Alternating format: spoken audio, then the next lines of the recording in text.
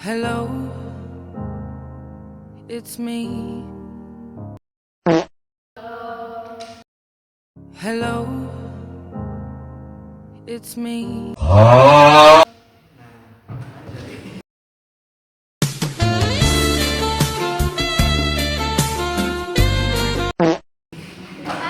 Saya terus terang nggak tahu ini. Tiba-tiba terus terang saya tidak diberitahu. Kau ni apa? Kau tinggal sini ke?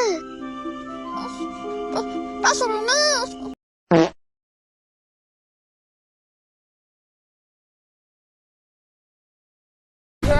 Tungguin ya.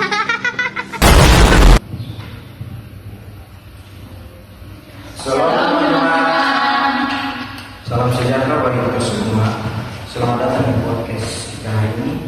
Topik yang akan kita bahas sangat menarik dan pentingnya teman-teman, yaitu tentang teologi agama dan realitas di Kupang, NTT. Bersama saya saya Siswao sebagai host dan ada teman Saya Disa Nemo, saya Jaka Kata, saya Jivi Bengo, saya Fit Informasi. Mari kita mulai teman-teman. Kita mulai dari dasar yang pertama. Jadi baik kita kita mulai dari dasar dulu juga. Bisa jelaskan apa sih hakikat dari teologi agama dan bagaimana sejarahnya berhubungan dengan filsafat agama. Tentu, jadi teologi agama itu adalah upaya kita untuk memahami dan merenungkan tentang Allah yang ilahi atau yang maha kuasa. Tidak hanya dari sudut pandang agama kita sendiri, tapi juga melihat bagaimana agama lain memahaminya, sejarahnya. Dulu orang mungkin hanya melihat agama sendiri, tapi seiring waktu berkembang, dialog dengan filsafat yang membantu kita berpikir lebih kritis dan rasional tentang keyakinan. Oh begitu ya Kak. Terus yang saya lihat ada beberapa model pandangan seperti eksklusif, inklusif, dan pluralis. Nah, apa bedanya? Singkatnya begini, eksklusif itu percaya bahwa hanya agamanya lah yang memiliki kebenaran mutlak dan jalan keselamatan satu-satunya. Sedangkan inklusif mengakui bahwa kebenaran ada di agama lain, namun tetap berpusat atau berakar pada keyakinan sendiri. Dan pluralis memandang bahwa semua agama adalah jalan yang setara dan sah menuju Tuhan. Tidak ada yang lebih benar dari yang lain. Sangat menarik ya Kak. Lalu metode apa yang dipakai dan bagaimana pandangan? Metodenya bermacam-macam. Ada yang pendekatan historis, fenomenologis, sampai komparatif. Para ahli seperti Raymond Panikar atau John Hick, misalnya, mereka menekankan pentingnya dialog dan pengakuan akan kemajemukan ini sebagai realitas yang harus kita hadapi. Sebelumnya terima kasih Pak Indonesia. Kita masuk di bagian yang kedua tentang analisis kontekstual di Kupang. Sekarang kita turun ke lapangan, contoh ke konteks Kupang. Nah, bagaimana realitasnya di sini? Baik di Kupang dan di Indonesia secara umum, toleransi itu sebenarnya sudah berjalan secara baik. Kita bisa lihat bagaimana umat Kristen, Katolik, Islam, Hindu, dan Buddha hidup berdampingan, saling menghormati hari raya, bahkan saling mengunjungi. Itu aset yang sangat menarik. Bagus kan? Tapi apakah tidak ada masalah sama sekali dan masalah seperti potensi konflik atau gesekan? Memang mayoritas damai, tapi gesekan kecil pasti ada. Kadang karena kesalahpahaman, isu yang dihembuskan atau perbedaan pendapat yang dibawa-bawa ke ranah agama. Tapi masyarakat kita di NTT punya cara sendiri untuk menyelesaikannya dengan musyawarah, tidak sampai membesar. Terus bagaimana contoh praktik hidup berdampingan sehari-hari? Oh, itu sangat kelihatan. Misalnya kalau tetangga ada hajatan, semua datang bantu. Tidak lihat agamanya apa, kalau ada yang sakit saling menjenguk. Anak-anak sekolah juga main bareng tanpa membedakan. Jadi hidup rukun itu sudah jadi budaya di sini. Bagus sekali. Lalu bagaimana peran gereja, masjid atau tokoh masyarakat? Perannya sangat vital. Para pemuka agama dan tokoh masyarakat ibarat penahan ombak, mereka sering mengadakan dialog, memberikan pengajaran yang damai, dan menjadi penegak kalau ada masalah.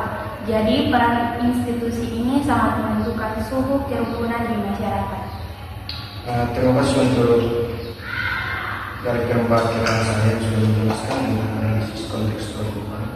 Kita akan masuk di bagian yang ketiga, itu tentang refleksi kritis. Kita akan pindah ke refleksi ya. Nah, sebagai mahasiswa atau generasi muda, bagaimana kita harus memaknai perbedaan ini? Menurut teman-teman? Menurut saya perbedaan itu bukan alasan untuk berpisah, tapi justru untuk saling melengkapi. Kita harus memandang saudara kita yang berbeda agama sebagai sesama ciptaan Tuhan yang harus dihargai. Oke Kak, dari model-model tadi, eksklusif, inklusif, dan pluralis. Nah, mana yang menurut teman-teman paling relevan diterapkan di Kalau menurut saya, model inklusif mungkin yang paling pas. Artinya kita teguh pada teman sendiri, tapi tangan tetap terbuka untuk menghormati dan bekerja sama dengan orang lain. Tidak menutup diri, tapi juga tidak kehilangan jati diri. Setuju, kita bisa ekstrem ke kanan dan ke kiri. Kondisi masyarakat kita yang sudah akrab ini butuh pendekatan yang lebih terbuka, tetapi tetap menghargai identitas masing-masing. Oke teman-teman, terakhir di bagian ini. Nah, apa tantangan nyata yang masih ada di lapangan untuk di Kota Kupang? Tantangannya banyak, mulai dari fanatisme, sempit yang masih ada di segelintir orang, pengaruh politik yang kadang memecah belah, sampai kurangnya pemahaman yang benar tentang ajaran agama masing-masing. Ini yang harus kita waspadai. Terima kasih ya teman-teman tentang penjelasan di bagian ketiga refleksi kritis. Semoga kita bisa mengerti di kita bahas. Kita akan masuk di bagian yang keempat tentang solusi dan mitigasi. Nah, teman-teman, kalau begitu solusinya bagaimana? Pertama, bagaimana sikap hidup Kristen atau umat beragama dalam menghadapi kemajuan ini? Sesuai ajaran kita, sikap utamanya adalah cinta kasih, mengasihi sesama manusia tanpa memandang latar belakang. Selain itu, sikap rendah hati, hormat, menghormati dan keadilan. Kita tidak bisa memaksa kehendak, tapi mengajak bekerja sama untuk kebaikan bersama. Nah, tadi dari ketiga poin tentang sikap rendah hati, hormat, menghormati, dan keadilan, pasti ada seperti ini. Nah, apa yang bisa kita bangun untuk memperkuat toleransi ini? Banyak. Mungkin ada yang menjelaskan. Banyak hal yang bisa kita lakukan.